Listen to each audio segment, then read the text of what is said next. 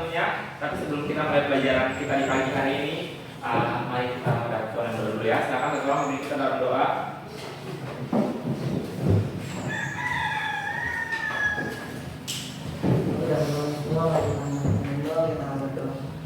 Selamat pagi Bapak, kami bersyukur untuk hari ini karena kami melakukan pelajaran ini. Tuhan Yesus, Engkau berkati dan bersama kami belajar dengan baik. Engkau berkati setelah mengajar kami, dan kepada Engkau berdoa. Amin.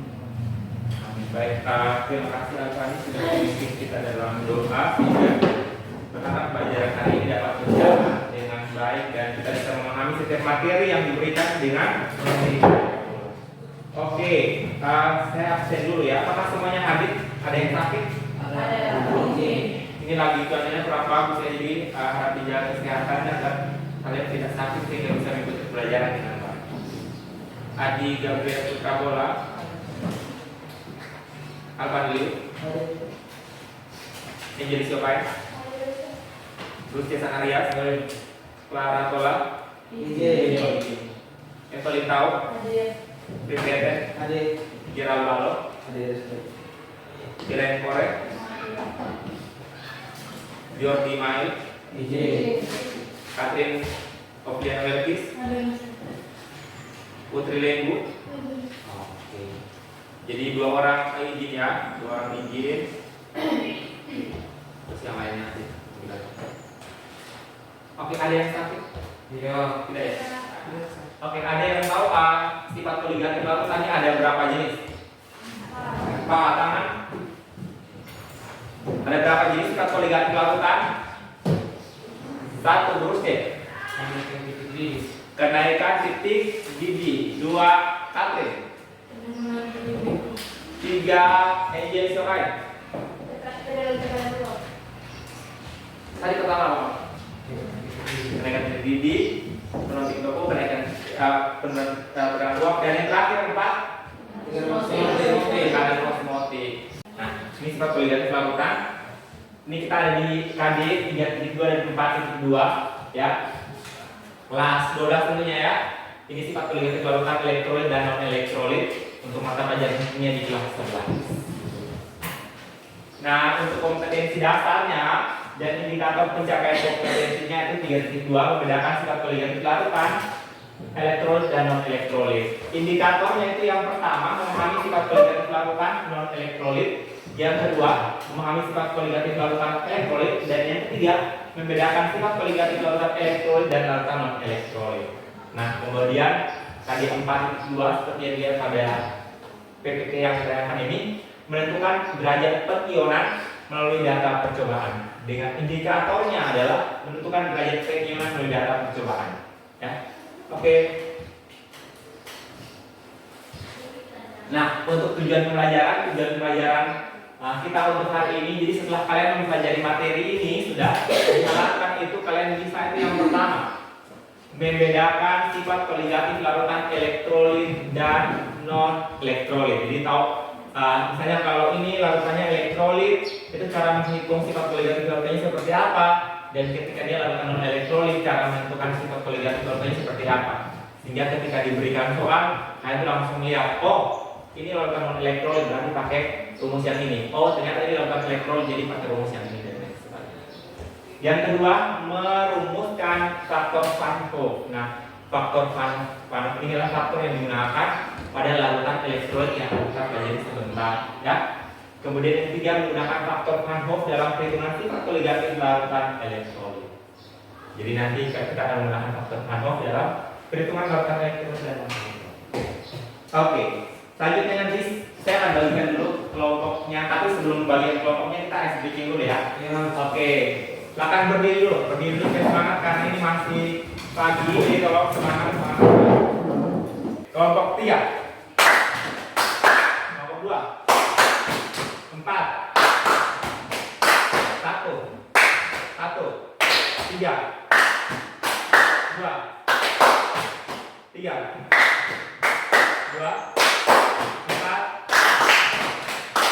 4. Kelompok yang pertama itu ada Andi Bola, ada Tribeten, dan ada Putri Lenggu. Kelompok yang pertama di sebelah sini saja. Kelompok yang kedua ada Alphandiliu dan ada bukan ya? Kelompok kedua ada Brustia Zacharias, sorry. Brustia Zacharias dan Irenkore. Kelompok kedua di sini. Kelompok ketiga itu ada Alphandiliu, ada Evelyn Tau, dan ada Gerald Balo.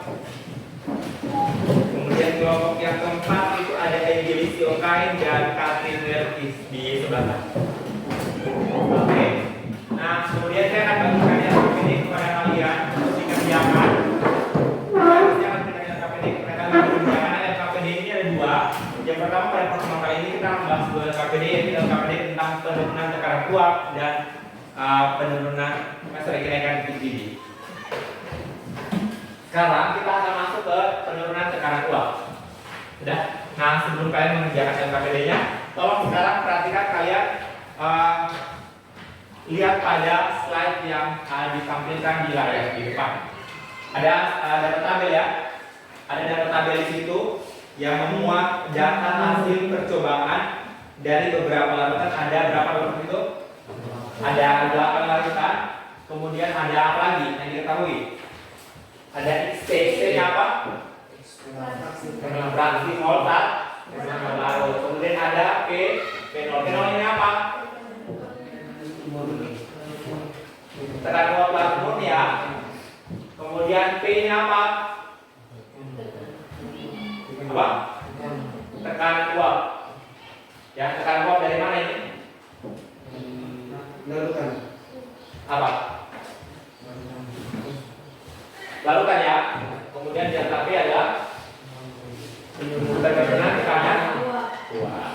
Oke, sekarang saya kasih waktu kalian untuk melihat dulu dalam tabel ini, terus analisis ini kira-kira apa sih yang aneh dari data tabel ini, atau apa sih yang belum kalian pahami dari data tabel ini. Silakan, waktunya 5 menit saja. Silakan. Oke, perhatikan dari data nomor 1 sampai nomor 8. Ini yang ada di slide. Pertanyaannya simpel saja. Kenapa mereka tuh memiliki delta P yang berbeda?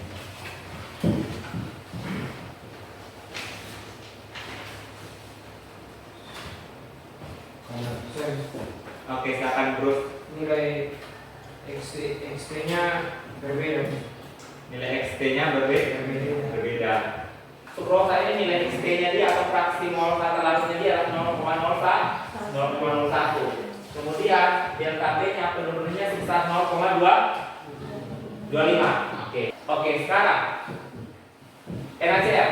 NaCl itu XT-nya dia 0,01. XT-nya itu sama dengan sukrosa data yang pertama dengan etanol data yang pertama. Nah, delta P untuk NaCl 0,01 sama dengan 4,54. Apakah sesuai? Ya. Ada nilai XT-nya sama, tapi bedanya ternyata delta P-nya itu bedanya jauh sekali. Contoh kelompok 1.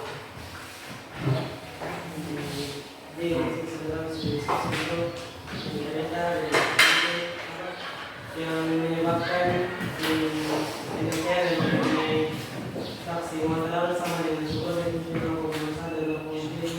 penyebab salah satu karena sukur kan non-elektron sedangkan NaCl itu elektron. Jadi ini karena perbedaan derajat ionisasi, jadi nilai delta P-nya mungkin seperti besar.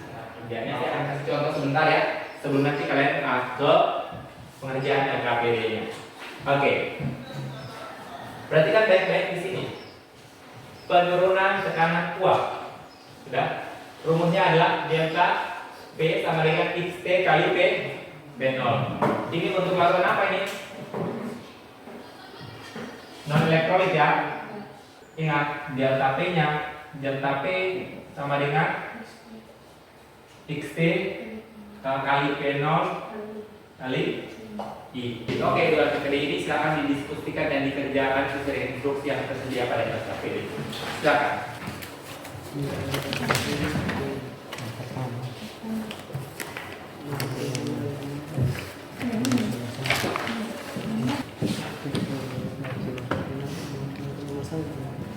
Nomor 5 ini yaitu fraksi mol terlambat sama dari delta P itu berbeda. Delta P.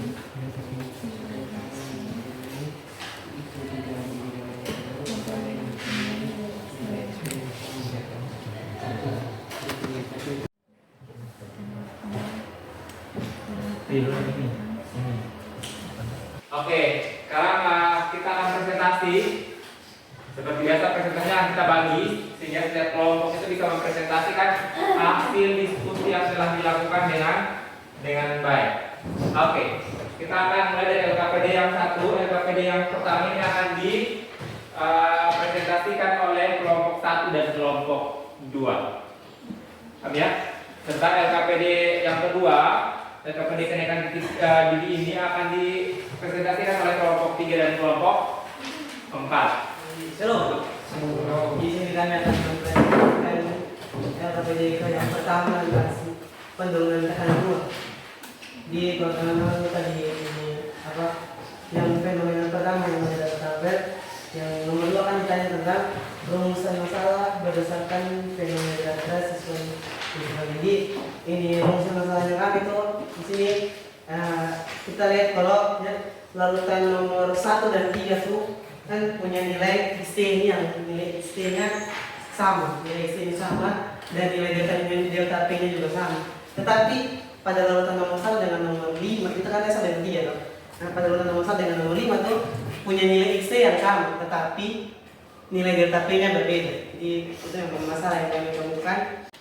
Kenaikan titik didih atau delta TB ini adalah kondisi di mana satu larutan mengalami kenaikan titik didih yang dimana dia harus mendidih di ini suhu sekian, tapi karena dimasukkan suatu saat tertentu akhirnya dia kenaikan titik didihnya pertama sehingga diperlukan lagi kenaikan yang sampai pada ini yang kenaikan tersebut baru dia dikatakan mendidih lagi karena dia sudah dimasukkan oleh suatu saat tertentu. Jadi itu saya kami terima kasih. Sekarang kita akan masuk pada kesimpulan.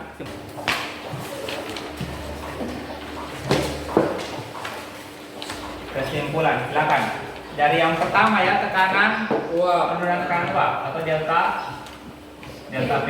Oke, apa yang bisa kita simpulkan dari penurunan tekanan uap?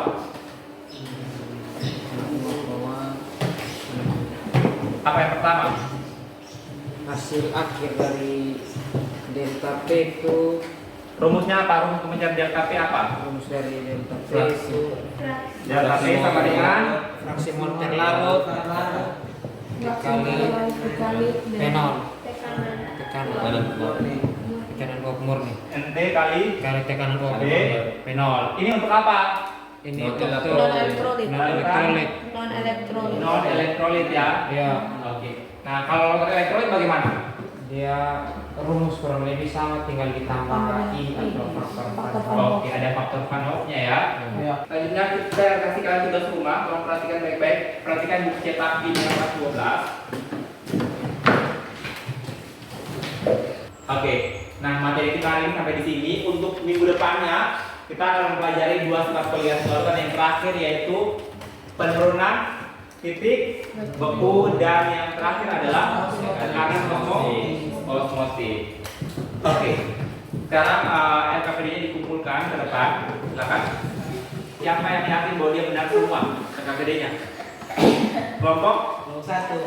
Kelompok 1 benar semua. Oke, berarti nomor 100 ya. Oke. Yang kira-kira nilainya itu dari 80 sampai kurang dari 100 siapa? Kelompok siapa? Ya, yang nilainya itu dari 80 sampai 100. Oh, 33 ya? Ya, nilainya 80 ya. Oke, ini kesimpulan yang baik ya. Nah, sebelum kita melanjutkan sebelum kita di kesempatan hari ini, satu orang pimpin kita dalam doa, silakan.